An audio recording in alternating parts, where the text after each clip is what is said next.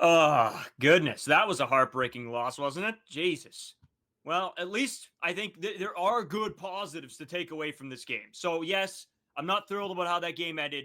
We're going to get into it on today's episode of Locked On Blue Jays.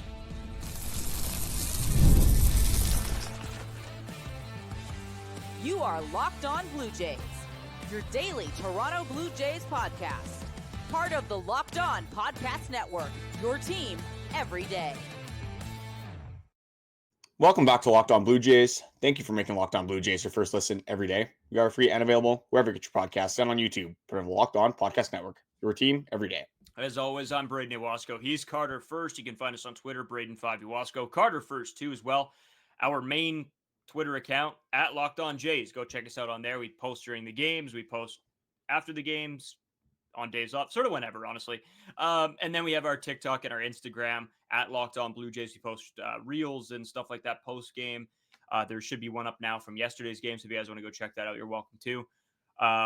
As well, follow us here on YouTube. We get your shorts, your live streams, your videos, your podcasts, the whole ordeal. It's free to do so. All you got to do is hit that subscribe button. It really does help us out. It means a whole bunch. Make sure you guys hit that button. It really does help. And we got a big video coming up in the works of being planned right now. We're trying to make it work.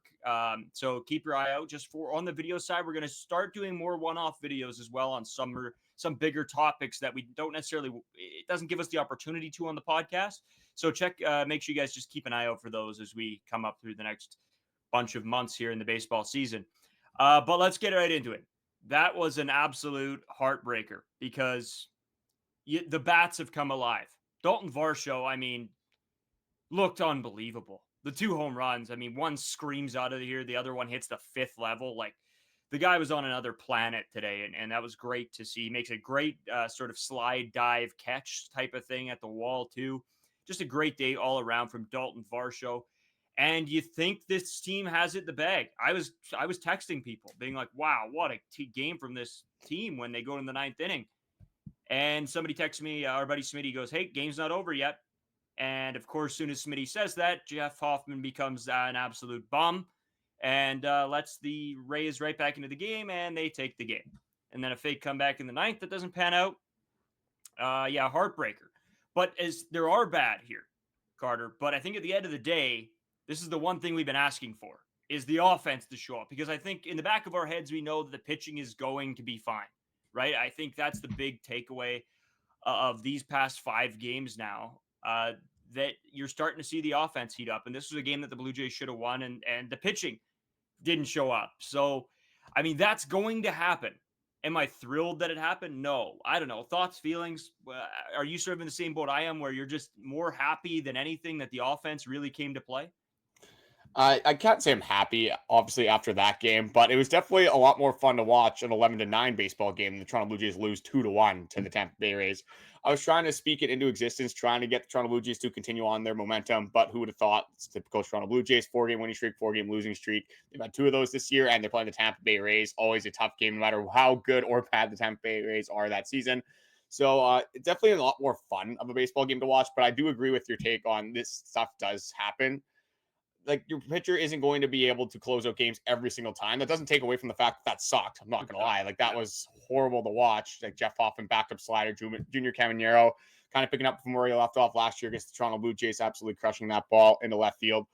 The Blue Jays hit 4 home runs today, and they lost a baseball game. So it's a tough, it's kind of spin zone that the Toronto Blue Jays did have in this game. But not overly worried about Jeff Hoffman, Jimmy Garcia, those guys in the future. Mason Fluharty, unfortunately, gives up his first hit to a righty today. Danny Jansen, again, freest money of all time. If you guys were betting on FanDuel, probably that over half a home run was the freest money. Just Jano with that little bit of a revenge game. But yeah, frustrating game, but one that leaves me a little bit more optimistic, even though it was probably one of the worst losses of the season. Yeah, it was. That sucked. Jose Berrios goes out there, gives up 5 runs. That's just not what you want. And I want to go back to the Mason Fluharty of it all. He looked shaken up after the whole play with Vlad, where Vlad goes to try to make the tag on the great throw by Tyler Heineman, tries to go and make that tag in the rundown, and just lets go of the baseball. Runs, scores on Mason Fluharty. He didn't look like he was in the best mindset. Even in the dugout, they were showing video of him sort of talking with people. He looked a little flustered, and that's when he goes out and gives up the run. So I think that was just a bad situation because it sort of shook your pitcher in a play that he thought maybe he did something wrong and he should have done something else. He was asking people in the dugout. I don't put that on Mason Fluharty whatsoever. I don't put really any of this. He's been excellent all season long. And this just to come sort of out of that play sucked. That was a sucky play from Vlad. And then to allow a runner to score on that one, it sucked. I thought the Blue Jays were dead in the water after that play. I was like, there's no chance. They're out of this now. But of course, that's before Daulton Varsho, stays in absolute beauty. Bichette home run looked absolutely amazing. You're starting to see this offense really cook, Carter. And I guess, I don't know, the Jose Berrios of it all, has he been unbelievable this year? No. But I think he's been good enough for the most part. This is just a bad game, and Jose Berrios is known to have a couple of these every season where he just really stinks it up. And today, it was one really bad inning, and that was it for Jose Berrios. Yeah, that pitch to Jonathan Aranda is just not a pitch that you can throw to any MLB hitter. It's kind of the thing that we saw with Bryce Miller when he threw that ball to George Springer middle, and he absolutely launched that ball into the abyss. You can't do that to MLB hitters. You can't do that to Jonathan Aranda, who has been one of the best hitters on the Tampa Bay Rays this season. And the Tampa Bay Rays won this game. He scored 11 runs this game without Yandy Diaz. I want to quickly go into that as well. Yandy Diaz not getting his passport renewed on time. It's just, there's always one team a year that whenever they go to Canada, when they go to Toronto, somebody can't go due to passport issues or something happens where, like in the COVID season, a bunch of guys did not come as well because of passport issues. So that's a little bit of the advantage, I guess you could say, that the Toronto Blue Jays do have in some scenarios, that players are just kind of idiots and they don't take the precautions to actually be ready for a series. So you wouldn't think that the Tampa Bay Rays are going to score 11 runs on you when you have a Jose Berrios start, Mason Fluharty comes in, Chad Green comes in, Jeff Hoffman comes in to close the game, and you're giving up 11 runs. This is just not something that we're going to see consistently. The Toronto Blue Jays tie their season high 4 runs in a game. They scored 9 runs again. Ernie Clement hits home runs. Daulton Varsho, again, looked unbelievable. I want to go into him later on in this episode as well. You got a Bichette home run. You have multiple guys launching. Addison Barger, the only guy that really didn't have that great of a game, going 0 for 4. But again, can't expect Addison Barger to hit 3 doubles every single game. But it's just a complete flip of what we're used to seeing with the Toronto Blue Jays team. And now this offense has strung together 5 games in a row where they have looked pretty good. So again, can't expect the pitching to blow up every single game. You got to expect that they're going to be good probably at least 80% of the time. So this was one of those blow up starts. Again, sucked to watch, and Jeff Hoffman needs to be better. And I think we got to jump into why he's kind of having some troubles recently. But again, there is reason to be a little bit optimistic about this team, even though that was, again, a horrific loss. Yeah, and I do want to go pretty heavy in on just how the bullpen's been this season, plus Jeff Hoffman. But Carter, I guess before we take a break here, I gotta put this out because I was trying to explain this to people the other day, where I was saying, honestly, at this point of the season, yes, you want to be able to win games like that. You want to be able to pull those ones out. But in this stretch of baseball, we're starting to see the offense get going and cook. And you're starting to see what a complete Toronto Blue Jays lineup looks like. And that, to me, is the bigger piece to all this. This loss sucked. You are 100% right. This loss sucked. It felt bad watching that 4-run shot go. That sucked. But throughout the majority of this game, I was pretty happy because we didn't know if this offense was going to be able to carry over what they have done the past 4 games. And I was pretty low on that. I thought they were going to come out and throw up a little bit of a dud. And they surprised me. And they look like they're keeping going. Their guys are looking confident to play. Even Anthony Santander, who went 0 for 4, Carter, his at-bats, like he was in there battling. It wasn't his best day. You could tell at the plate, but he was out there. He was working counts. He was fouling balls off. He wasn't able to get any of the job done.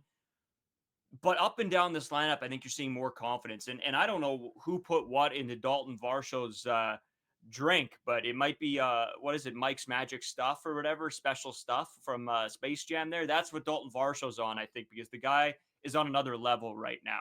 I mean, 5 home runs already this season? The guy is absolutely cooking. And that's exactly what we needed from him all along was, get the power going. If you're a 15, 20 home run guy, that helps this team out immensely. George Springer, a guy that you were hoping was, going to be serviceable. He's been excellent. Again, not the best day from him today, but at the end of the day, you're seeing him bring the power. You're seeing him be able to drive in runs. I am much happier with the place that this baseball team is in right now than I have been for a very long time. Yeah, we just need everything to click together, which is just the typical Toronto Blue Jays fashion, where something happens and the offense figures it out, the pitching absolutely blows up, and they cannot play as one cohesive unit. So hopefully the things that do change, hopefully they can, reel in the pitching, reel in the bullpen, and then obviously continue to have this offense. I'm not expecting 9, 8, 6 home run or 6 runs a game necessarily, but it's definitely been fun to watch over this last 5-game stretch. Daulton Varsho, you said, has 5 home runs. This guy's played 10 baseball games this year. This guy is now tied for the home run lead on this baseball team. And got a stat for us now. Toronto Blue Jays are fairly comfortably ahead of that last place home run total, at least offensively. They're at 34 now. That's fifth last. Still not great, but again, you got to make some progress somehow. Maybe they'll slowly start to rise, and maybe we'll be on the back of Daulton Varsho. That's the guy that I want to get into some of his at-bats that he did have in this game. Obviously, a 2-home run game from Daulton Varsho. Looked very good. We're going to dive into how Daulton Varsho did it, what his approach was at the plate, and just how good of a player Daulton Varsho has been over this 10-game stretch. Going into that after this short break. Today's episode is sponsored by Supply House. Get the supplies you need from the site that's made for the skilled trades, supplyhouse.com. Whether you're in plumbing, HVAC, or electrical work, Supply House is the most reliable way to order products online. Their easy-to-use website is packed with helpful resources and the latest product info to help you get the job done right. Plus, with a complete inventory of over 200,000 parts from over 400 top brands, you'll find exactly what you need, delivered fast from coast to coast. Need help with an order? Supply House experts Supply House offers expert support and industry-leading service, so you always talk to a real person.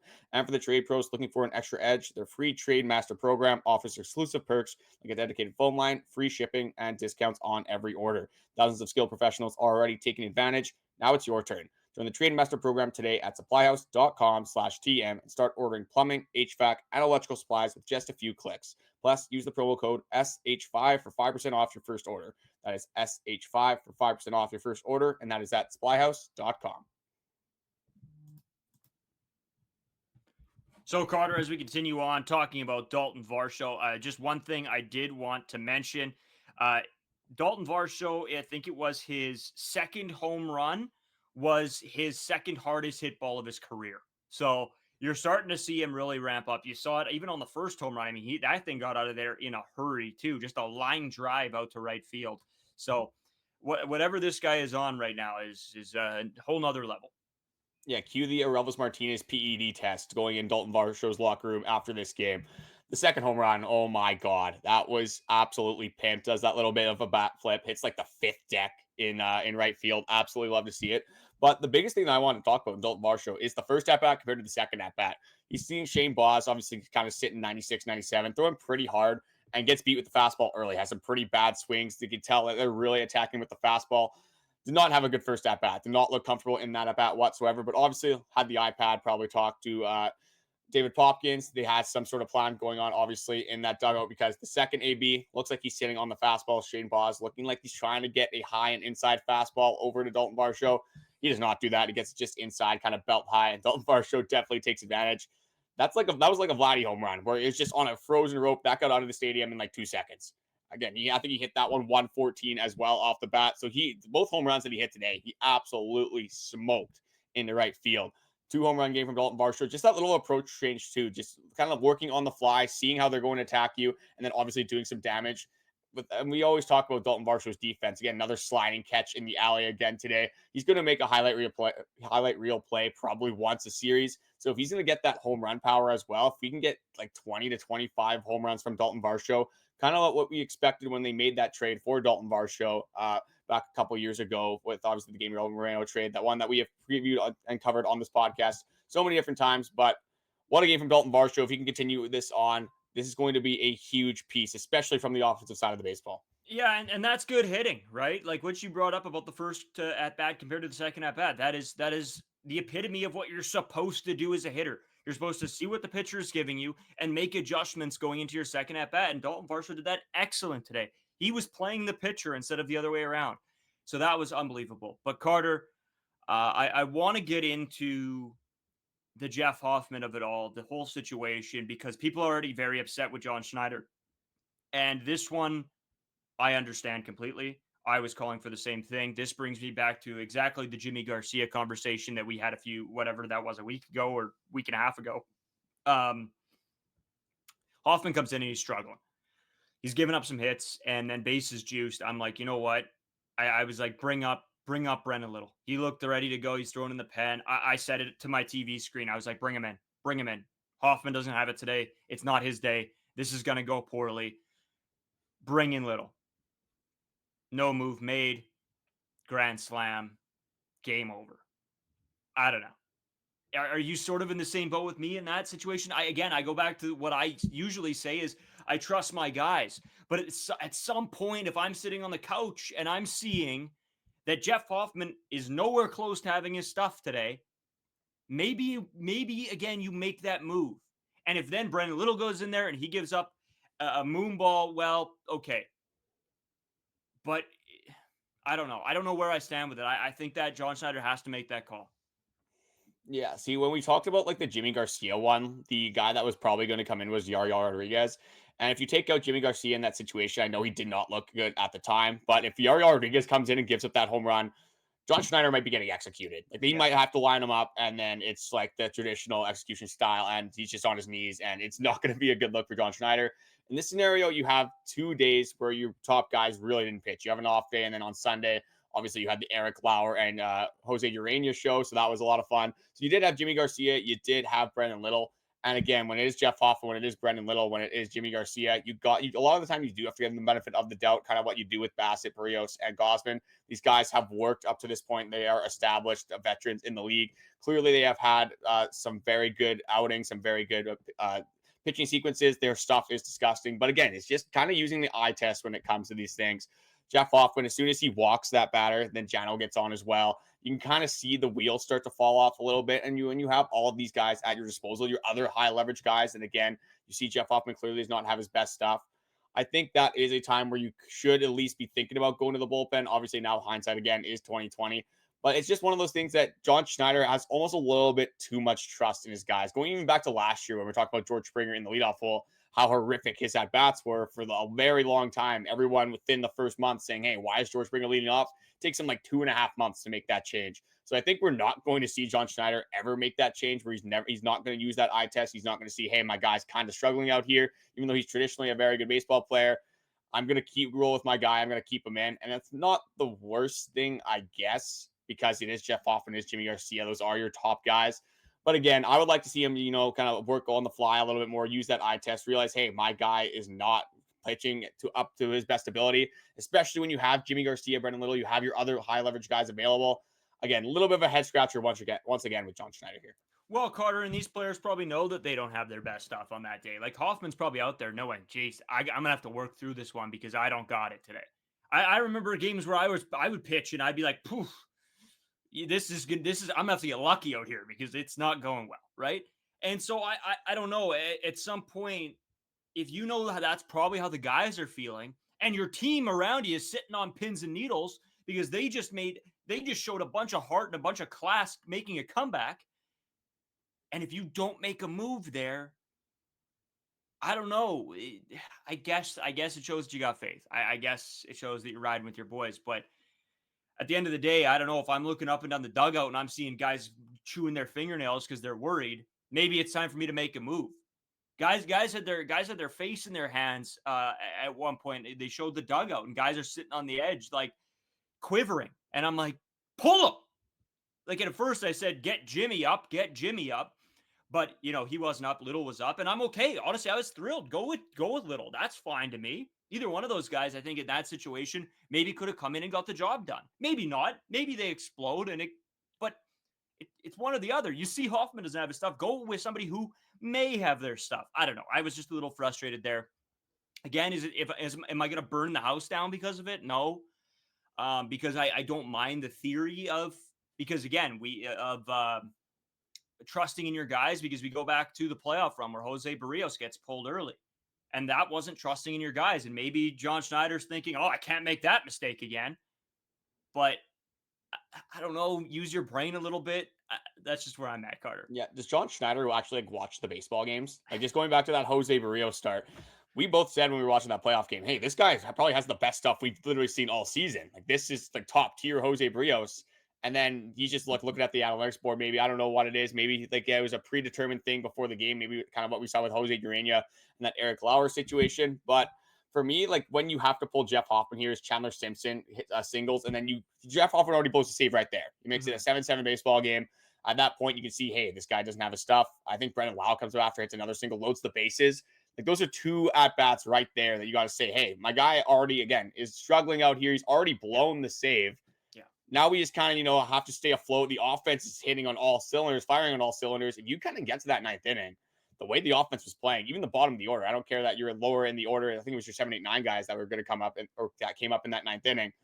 That was a very big spot for the Toronto Blue Jays. And we saw what they did in the 9th inning. They scored 2 runs. Again, hindsight's 20/20, but if you just stay afloat in that baseball game, the way things were going, I think the Toronto Blue Jays would have had a very good shot at winning that baseball game. Like you said, when they're watching Jeff Hoffman right on the edge of the seats in the dugout, they're into that baseball game. They're having very confident at bats, pretty much everyone throughout the order.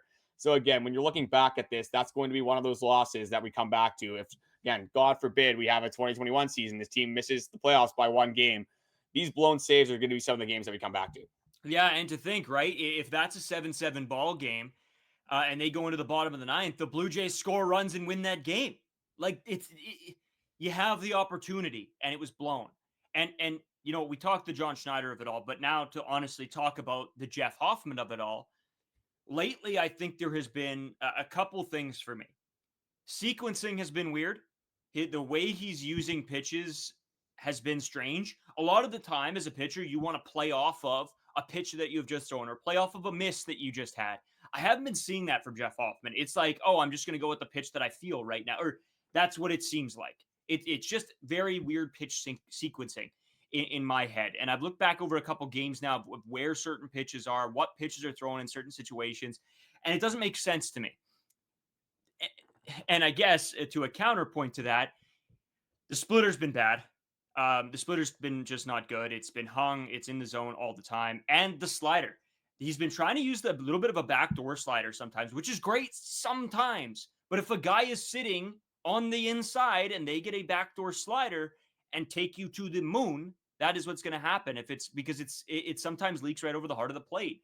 You got to get that thing away or down or something. Just that's a pitch you want guys to chase.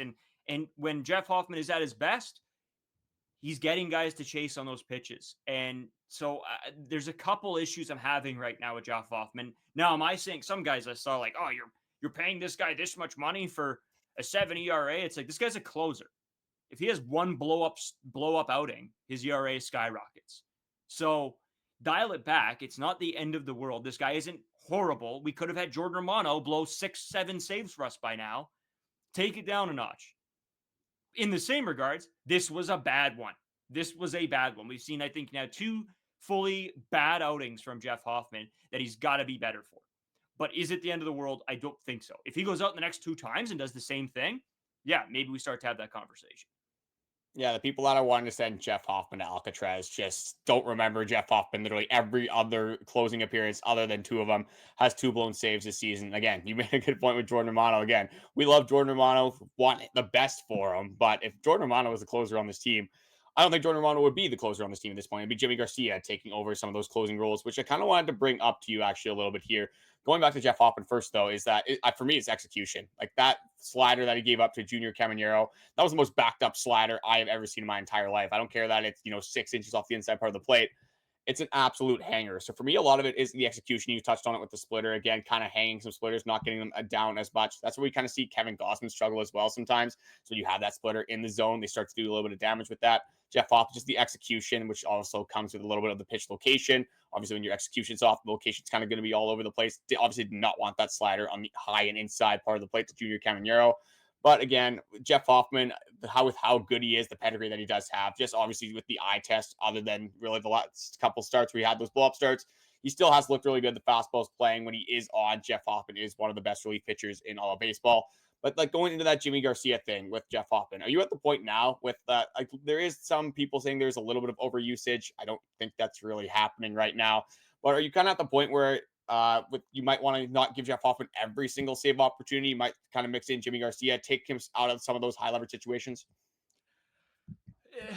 Maybe. I think it comes down to the fact that this team wasn't winning enough baseball games for that to be an issue. Now, if this offense gets going and they're winning or in closer games every second game, maybe then you start to have those conversations. Or if it's back-to-back days where this team has a chance to win the game and you either have to go to Hoffman twice or 3 times in a row, or you go to Jimmy Garcia one of those times, maybe you go to Jimmy. Honestly, like I think he does a great job as well. I think for the most part, the top end of this bullpen is fantastic for the most part. Yes, guys have blowups. We saw Jimmy have a blowup. We saw Hoffman have a couple. It happens. Do I want them splitting time? No, I don't think so. I think, it's easier if you can use them as a 1-2 punch in certain games where you need it. Or you throw Hoffman one game and then, we're in another tight one the next day. But, we didn't throw Jimmy last game, so now we can throw him. So I think it's more of a play it by year type of thing. I think in certain situations, maybe Jimmy's the better guy to go to. In certain situations, maybe you go Hoffman. Maybe you throw them as a 1-2 combo in the 8th and 9th or 7th, 8th, 9th to finish the job. I think that's what a good bullpen is able to do. It's able to be sort of malleable. So I don't know, maybe. Yeah, I like that a lot, actually. I think you still have to roll with Jeff Hoffman in the majority of scenarios. But yeah, maybe if you have one game where he's pitching the day before and he throws, 15, 16 pitches, whatever it is, and Yimi Garcia literally has not pitched whatsoever, I think that could be a scenario where you do roll out Yimi Garcia. Like we said before we signed Jeff Hoffman, we would have been all right with rolling out Yimi Garcia as the closing pitcher on this baseball team. Does have a 5-pitch mix, has that more, traditional closer role with that pitch mix that you would like to see. But I think right now you got to roll with Jeff Hoffman for the majority of the times. Maybe mix in again, depending on the rest, like the play by ear thing. That's why I really like what you said about that. But I think it's Jeff Hoffman. Jeff Hoffman is your dog. Jeff Hoffman has been your dog. This stuff does happen. Not every single closer is going to be able to close out every single game. That's not excusing that he gave up a moon ball to Junior Yariel, grand slam, 5 runs in that 9th inning. Would have been a very fun win to have. Obviously, would have been a 5-game win streak for the Toronto Blue Jays. Trying to manifest a little bit for this team, but who would have thought the Tampa Bay Rays coming to town and obviously ruin our hopes and dreams once again. It doesn't matter how good that team is. It's always going to be a stubborn game to play against the Toronto Blue Jays. But the good thing about baseball, as much as this loss did suck, they play again tomorrow. We got another game, obviously, the day that this episode is being posted. So we got another chance to bounce back. A little bit of a different pitching matchup on the mound. Chris Bassitt will take the mound. We'll dive into that coming up.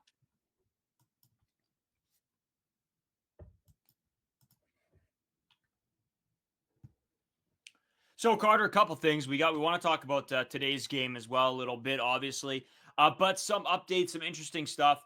I wanted to throw this out there, and this is a bigger episode or maybe an extra video that we should do one day, and I might actually throw this over to Skylar Peters and see if he's interested because this is right up his alley.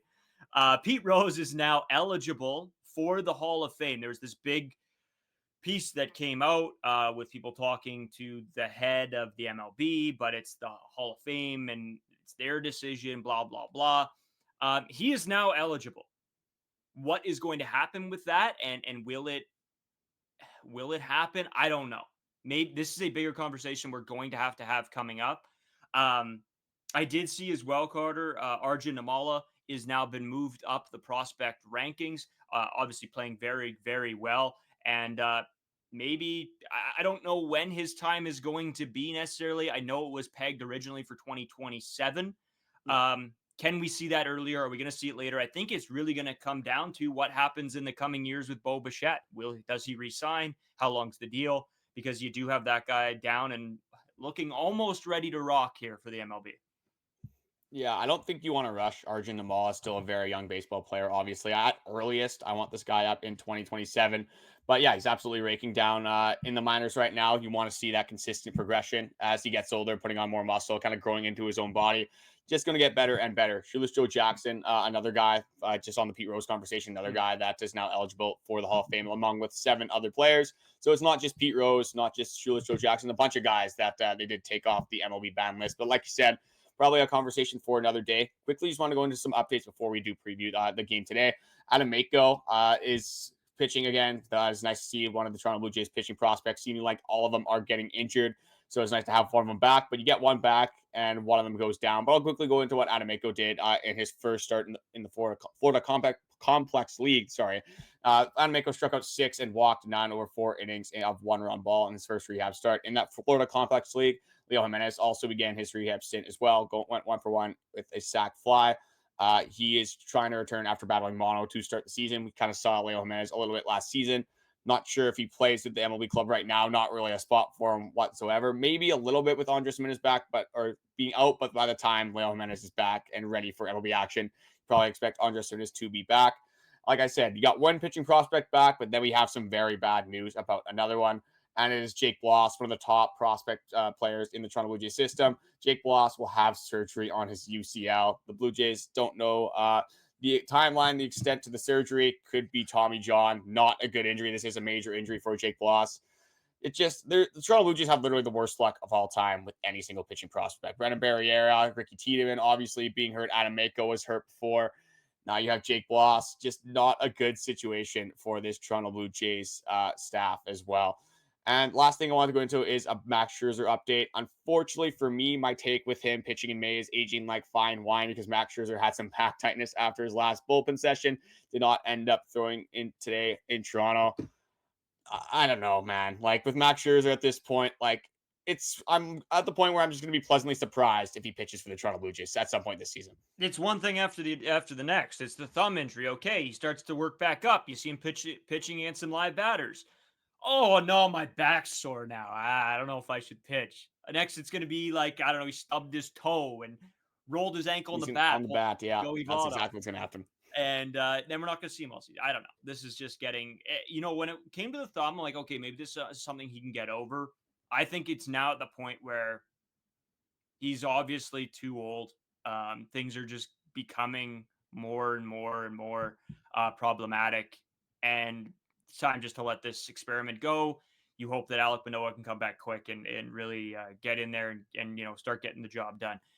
Carter, one more thing. I got to give a shout out. David Schneider home run the other day. So woohoo. I'm still on the David Schneider bandwagon. I hope he can find his game again and come back to making an impact. But his stats aren't great down there. I'll tell you that. Yeah, well, unfortunate when it comes to David Schneider. You have his jersey, obviously.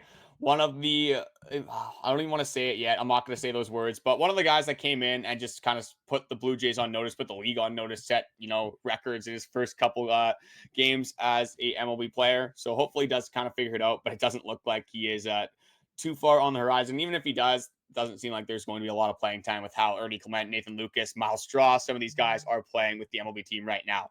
Like I said, fortunate loss, but good thing the Toronto Blue Jays do have another game today. Chris Bassitt versus Ryan Pepioit. Really, you need a series win here at the Tampa Bay Rays. Again, I know it's a stubborn baseball team. I know they have some guys that can hurt you, but Yanni Diaz isn't on this team. Again, it's the Tampa Bay Rays. They're probably going to be sitting between, they're probably going to be fourth, honestly, in the AL East because the Baltimore Orioles are an absolute crap show over there right now. One of the worst pitching staffs I have literally ever seen. So that take is not aging too well. I thought the Baltimore Orioles might actually win the division. Definitely not going to happen. I'll say that right now on this podcast. But yeah, we got Chris Bassitt, Ryan Pepioit. Just what are you looking for as a bounce back start from any of these Toronto Blue Jays players? More of the same. That's the biggest thing. More of the same. Keep the offense rolling. I mean, obviously you need the pitching to be better. That's goes without saying. But I think you will get that. I think that's in the cards here. I think the next 2 games are expecting a good pitching performance from 2 of the guys that have been your best all season long. So hopefully they can come out and shove. Yeah, you got to keep the offense going. I don't know. I think that's unrealistic to ask for, that they keep this going all season long. But hopefully for a good stretch of time here, they can really get themselves underway, especially with Daulton Varsho hitting well. You got a dud day from George Springer and Anthony Santander. So hopefully they take a step next game as well, or this coming game, and can really get the damage done here. Yeah, I'm feeling a Vladdy home run here. It's been a little bit since we've seen a Vladdy home run. I want him to absolutely send a moon ball to center field, kind of like what we saw the first game of 2024, like a 450-foot home run. I want Vladdy to get all of a baseball. So that is the only issue that I've been having with Vladimir Guerrero Jr., along with a lot of other people, is now with Bichette, had that double, have that home run in today's game. Bichette, as we've kind of talked about on this podcast, hasn't really hit for power this year. His slugging percentage is 0.02 points lower than Vladimir Guerrero Jr. So if we're going to talk about Bichette not being able to slug, I think we kind of have to start talking about Vladimir Guerrero Jr. once again.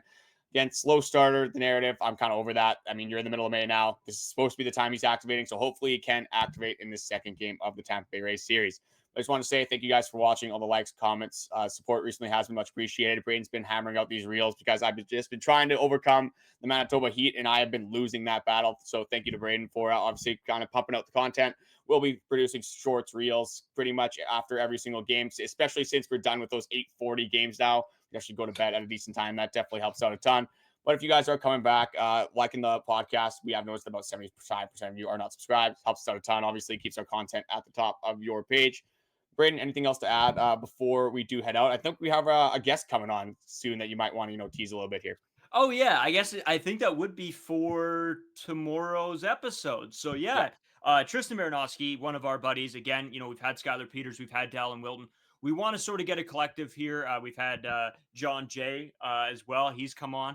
And these are going to be guys. I'm away for a week, going on a trip, and I'm going to try to still hop on the podcast, but it's going to be sort of intermittently. I won't be able to do as much for that week specifically. So we're trying to get these guys out, see what they got, and who can come and we might have a huge guest week, we might call it. I don't know, on this Locked On Blue Jays channel. So Tristan Marinowski knows his stuff. Huge baseball fan. Used to be one of those guys that you used to be able to spit out a team or a year, and he'd be able to tell you anything you wanted to know about it. So, and just loves the Jays. So another guy that we're going to be happy to have on, see what his take is on the game later today. And we'll be back with all that. Thanks again, like Carter said, for everybody watching. And we'll talk to you guys tomorrow.